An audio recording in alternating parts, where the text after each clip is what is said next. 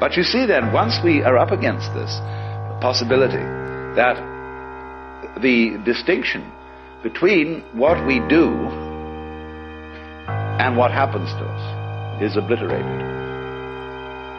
And therefore we would say with Hindus and Buddhists that if I run into a catastrophe, it is my karma. You see, that means far more than that it is a punishment for something I did wrong in the past. That is a legalistic view of karma. But a naturalistic or organic view of karma is, in fact, that what happens to me is what I do. And that in a certain sense, I want what happens to me. We can use want. Notice how we use this word. It means to desire and it means to lack or to need. We say to somebody, you're wanting, you're deficient in something that you need.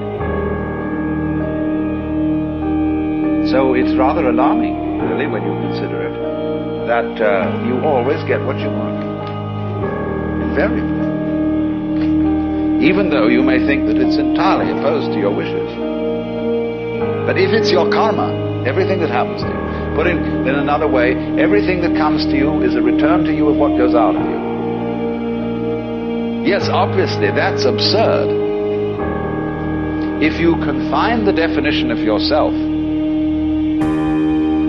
to your voluntary, conscious behavior.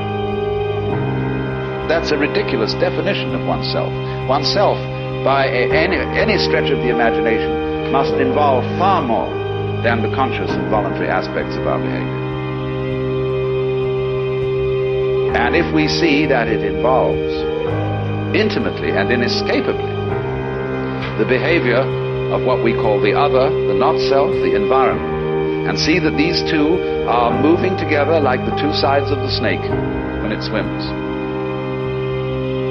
then you get a very curious feeling. You have to be careful